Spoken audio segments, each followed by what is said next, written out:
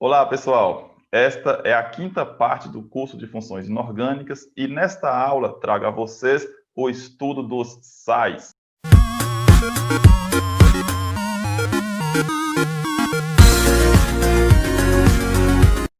Antes de mais nada, o conceito. Sais são compostos iônicos formados em reações de neutralização.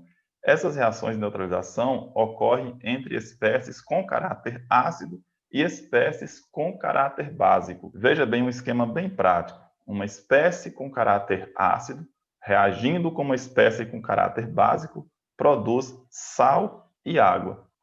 Em nosso dia a dia, lidamos com vários tipos de sais, cada um deles usados nas mais variadas formas para suprir as necessidades humanas.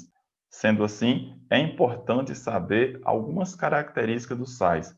No geral, os sais são compostos iônicos, são sólidos em temperatura ambiente e pressão normal, têm sabor salgado, lembrando que muitos deles são venenosos, utilizados nas indústrias químicas, conduzem corrente elétrica quando fundidos ou em solução aquosa, apresenta elevadas temperaturas de fusão e ebulição, são armazenados geralmente em frascos de vidro ou de polietileno.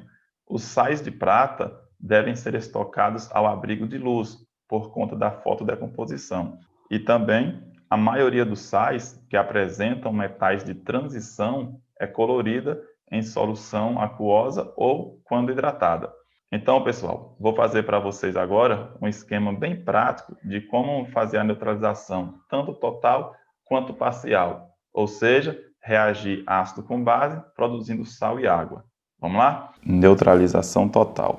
Bem, nós já temos aqui um esquema onde tem-se um ácido e uma base, e essa reação vai neutralizar formando sal e água.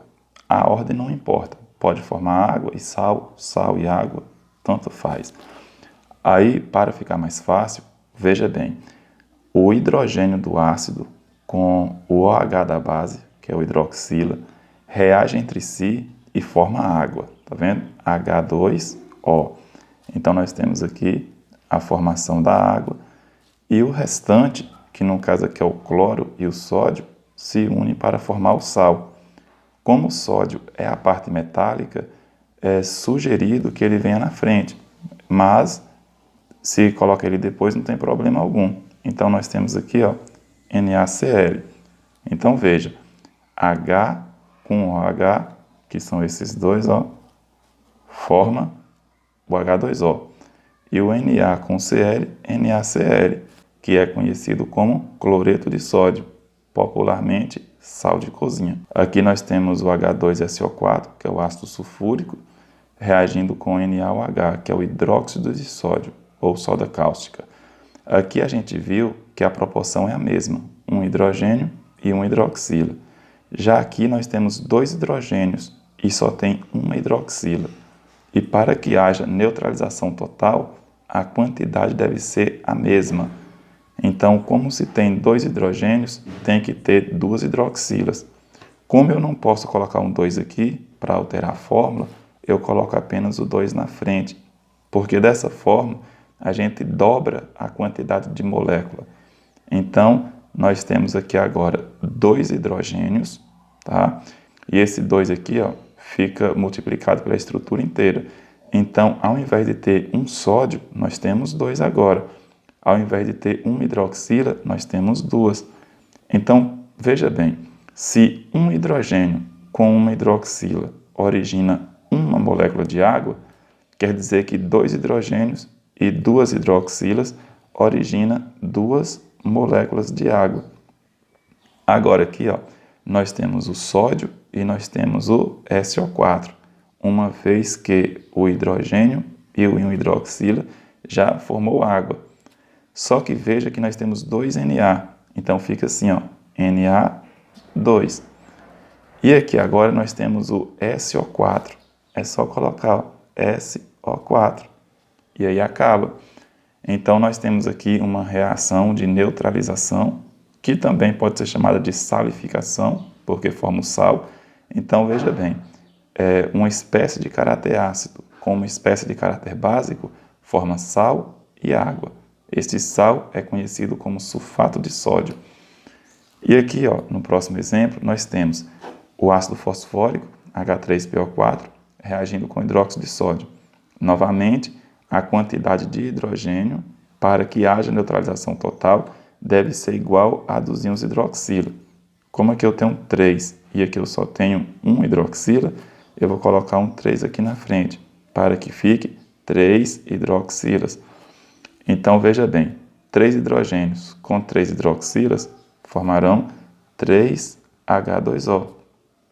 E o restante, veja que nós temos aqui agora 3Na.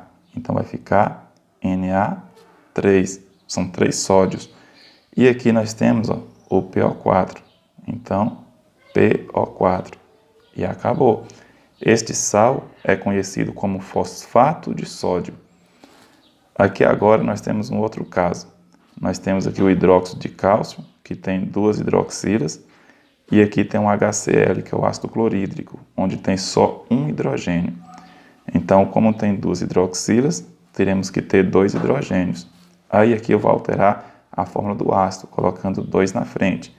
Aí eu vou ter 2 hidrogênios e 2 hidroxilas. E essas quantidades formarão 2 moléculas de água, 2H2O. Aí a parte metálica aqui ó, é o cálcio, e só tem um cálcio, porque esse 2 pertence apenas ao hidroxila. Então nós temos um cálcio, e aqui agora o hidrogênio já formou água, então nós temos aqui 2 cloros. Então vai ficar Cl2. E aqui nós temos o sal, que é conhecido como cloreto de cálcio. E nesse último caso, nós temos 2 hidrogênios e 3 hidroxilas. E agora? Como é que vai ficar tudo igual? Então, pessoal, tem uma dica. A gente pode fazer uma troca. Esse 3 que está aqui ó, no final da base, ponha ele na frente do ácido. E o 2 que está aqui ó, no hidrogênio do ácido, põe na frente da base. Faz essa troca. O 3 daqui passa para cá e o 2 daqui passa para cá. Para que isso? Porque veja bem, olha a quantidade de hidrogênio aqui. Ó. 3 vezes 2 dá 6. Olha aqui agora, 2 vezes 3 dá 6.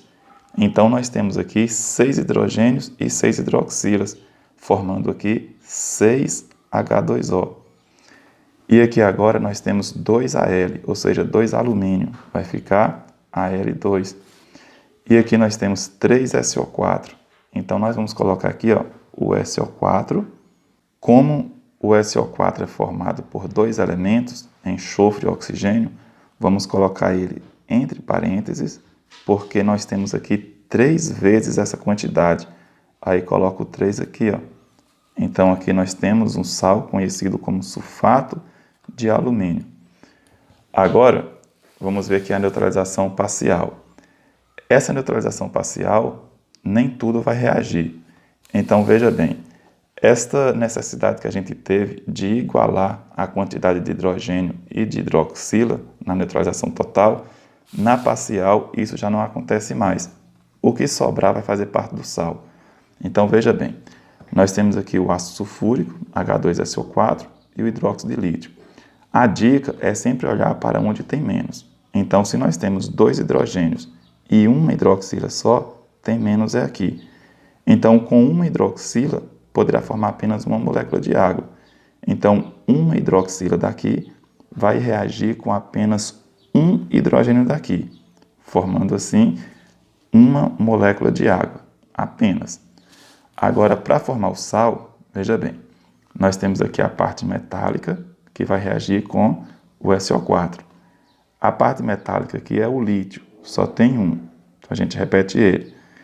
Agora aqui, ó, veja bem, quando formou água, perdeu aqui apenas um hidrogênio. Reagiu com hidroxila, formou uma molécula de água. Quer dizer que aqui ainda tem um hidrogênio. E esse hidrogênio está junto com SO4. E ele vem tudo para cá agora, ó. HSO4. Mais uma vez, aqui havia 2 hidrogênios. Um reagiu com hidroxila e formou água. E o outro ficou unido ao SO4 e veio formar o sal. Este sal, por ter presença de hidrogênio em sua estrutura, Ele é conhecido como sal ácido. Agora, nós temos aqui um hidrogênio e duas hidroxilas. Onde tem menos, é aqui. Então, esse hidrogênio vai reagir com uma hidroxila daqui, ó, com uma só. Então, vai formar apenas uma molécula de água. A parte metálica é o cálcio, então ele vem primeiro. Mais uma vez, é só questão de convenção, mas ele poderia vir depois também. E esse cálcio vai reagir com o Cl, né, que agora vai ser o íon cloreto. Só que aqui tem um porém. Um hidrogênio reagiu com uma hidroxila apenas. Como aqui tinha duas, ainda sobrou uma. Então, essa hidroxila está unida ao cálcio, OH. E aí vai reagir agora com o Cl do ácido, Cl. Então, nós temos aqui ó, um sal. Como tem o íon hidroxila aqui no centro, nós temos aqui um sal básico. Tá? E aqui, neste último exemplo, nós temos 2 hidrogênios e 3 hidroxilas. Então, onde tem menos é onde tem 2. Então, se eu tenho 2 hidrogênios, os dois vão pegar aqui 2 hidroxilas e formarão 2 moléculas de água. Só que, como aqui tinha 3 e apenas 2 reagiram para formar água, sobrou uma. Então, vai ficar AlOH. E aí vai reagir com o SO4. Então, nós temos aqui SO4. E aqui nós temos um sal básico novamente. Vamos ver um pouco de nomenclatura, lembrando a vocês que nomenclatura não é o item fundamental do estudo de funções inorgânicas, até porque o que carece mais é o entendimento das propriedades e do comportamento dos materiais. Nomenclatura é algo secundário, mas vale um esquema bem prático. Nós temos aqui o ácido e o sal. Já que o sal é consequência do ácido, é uma base, esse esquema é bem prático. Quando o ácido tem seu nome terminado em ico, ao formar o sal, ele passa a terminar com ato. Quando ele termina com hídrico, o sal passa a terminar com eto. Quando termina com oso, o sal termina com ito. Veja bem, esse ácido aqui, H2SO4, é o ácido sulfúrico. Perceba que ele termina com ico. Ao formar o sal, ele passará a terminar com ato. Então, nós temos aqui, por exemplo, um sal formado por Na2SO4. E aqui nós temos o SO4, o mesmo que se tinha no ácido. Quando era ácido, era sulfúrico. Agora troca o ico por ato, vai ficar sulfato. Então, nós temos aqui, de trás para frente, o sulfato de sódio. Olha um outro esquema. O ácido sulfuroso, que termina com oso. Ao formar um sal, ele vai passar a terminar com ito. Então, nós temos aqui o sulfito de sódio. Mais um outro exemplo, o ácido sulfídrico. Veja que termina com hídrico. Aí, segundo o nosso esquema, troca o hídrico por eto. Então, vai ficar no próximo sal o sulfeto, sulfeto de sódio. Lembrando, pessoal, que esse sulfo, né, do enxofre, já foi dito em aulas anteriores, é porque em latim o enxofre se lê sulfo. Por isso que todos os derivados do enxofre, a gente não usa a palavra enxofre, e sim sulfo. É sulfato, sulfito, sulfídrico, sulfeto, tá? Olha só mais um sal. Nesse caso aqui, ele contém um hidrogênio no centro da estrutura. Como a gente viu em neutralização parcial, aqui trata-se de um sal ácido. E a sua nomenclatura é assim, ó, hidrogeno, por causa do hidrogênio, sulfato de sódio. Hidrogeno, sulfato de sódio. Lembrando que a gente dobrou o S aqui porque está entre vogais, tá? Olha só, mais um esquema aqui. HCl é conhecido como um ácido clorídrico. Geralmente é assim, quando os ácidos não têm oxigênio, terminam com hídrico. Quando tem oxigênio, aí terminam com oso ou com ico, tá?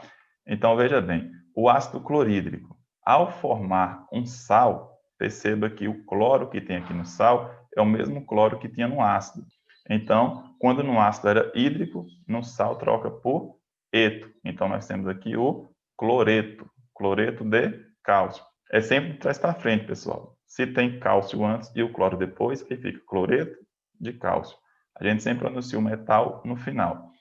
Agora, veja bem, nós temos aqui um outro sal, só que esse sal agora é um sal básico. Veja que tem a hidroxila no centro. Então, a nomenclatura fica assim, ó, hidroxi, por causa da hidroxila, aí lê o restante, traz para frente, cloreto de cálcio. Tem-se aqui agora um sal um pouco diferente. Tem aqui o composto iônico, né, o cobalto com o cloro, e tem um pontinho semelhante a um sinal de multiplicação e uma quantidade de água. Sais assim são chamados de sais hidratados, né, porque tem estruturas de água na cristalização do sal. Então, nós temos aqui o cloreto de cobalto hexahidratado. Hexa porque tem 6 estruturas de água. Se fosse 5, seria pentahidratado. Se fosse 3, trihidratado. Se fosse 4, tetrahidratado. E assim por diante. Agora, veja bem. Olha esse sal, como é que é interessante. É chamado de sal duplo, porque ele é formado por 2 metais. Então, nós temos aqui o cloreto de potássio e sódio. Agora, veja que interessante, uma característica do sal de cozinha, por exemplo, é a higroscopia. O sal é higroscópico quando ele absorve umidade da atmosfera. Lembrando que no sal de cozinha não existe apenas o NaCl, existem outros componentes que mantêm essa característica da higroscopia, de absorver a umidade. É tanto que quando o ar está muito úmido, o sal começa a absorver a umidade e ele começa a encaroçar. Por isso que os saleiros, nessa época, começam a ficar entupidos. E aí o pessoal já, alguns mais antigos até dizem, né? É época de chuva, o saleiro começou a entupir, está vindo chuva por aí. Então tem um pouco de verdade. O ar ficando mais úmido, o sal absorve a umidade, começa a encaroçar e começa a entupir o saleiro. Vocês podem observar em alguns restaurantes, por exemplo, que no saleiro se coloca alguns grãos de arroz para tentar impedir o encaroçamento do sal, já que o arroz também absorve umidade. Veja bem, pessoal, o estudo de funções inorgânicas vai muito além do que estamos vendo aqui, mas esse curso é para que vocês tenham uma noção bem mais aprofundada do mundo da inorgânica. Ficamos por aqui. Se gostou do vídeo, deixa aquele joinha, ajuda pra caramba no crescimento do canal. Se inscreva, caso não seja inscrito, e divulgue a seus contatos. E não esqueça, na descrição do vídeo tem um exercício, tente fazer e na próxima aula trago a correção para vocês. Valeu, pessoal. Até a próxima. Tchau.